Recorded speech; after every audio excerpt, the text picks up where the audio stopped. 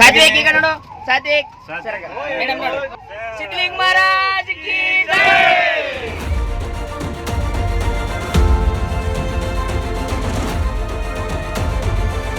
ವಿಜಯಪುರ ಜಿಲ್ಲೆಯ ಇಂಡಿ ತಾಲೂಕಿನ ಲಚ್ಯಾಣ ಗ್ರಾಮದಲ್ಲಿ ತೆರೆದ ಕೊಳವೆ ಬಾವಿಗೆ ಬಿದ್ದಿದ್ದ 2 ವರ್ಷದ ಪುಟ್ಟ ಕಂದಮ್ಮ ಸಾತ್ವಿಕ್ ಬದುಕಿ ಬಂದಿದ್ದಾನೆ.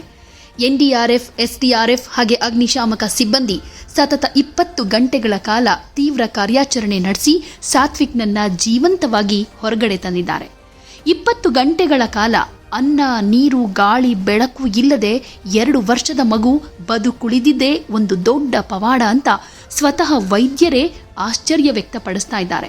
ಇದೊಂದು ವೈದ್ಯಕೀಯ ಕ್ಷೇತ್ರಕ್ಕೆ ಸವಾಲು ಅನ್ನೋ ಅಭಿಪ್ರಾಯ ಕೂಡ ವ್ಯಕ್ತಪಡಿಸ್ತಾ ಇದ್ದಾರೆ.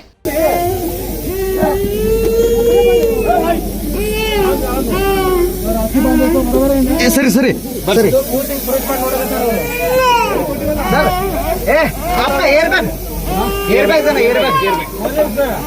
ಪ್ಯಾಕ್ ಮಾಡ್ರು ಪ್ಯಾಕ್ ಮಾಡ್ರು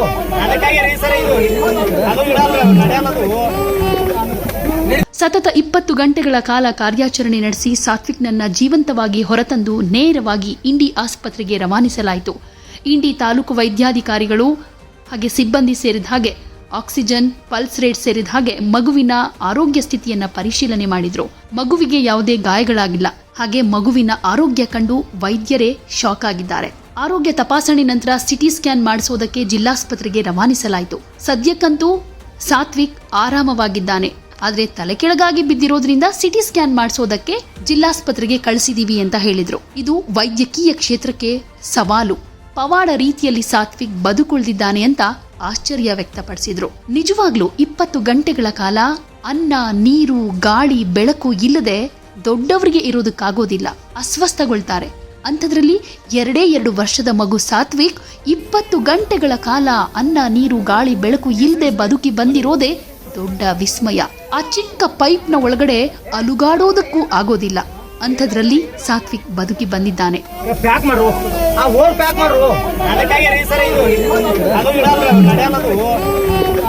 ಇನ್ನೊಂದು ವಿಶೇಷ ಅಂದ್ರೆ ಸಾತ್ವಿಕ್ ಆರೋಗ್ಯದಲ್ಲಿ ಏನೂ ವ್ಯತ್ಯಾಸ ಕಂಡು ಬಂದಿಲ್ಲ. ಸುಸ್ತು, ಅಸ್ವಸ್ಥತೆ ಬಳಲ್ತಾ ಇರೋದು ಕೂಡ ಕಂಡು ಬಂದಿಲ್ಲದೆ ಇರೋದು ವೈದ್ಯರಿಗೆ ಆಶ್ಚರ್ಯವಾಗಿದೆ.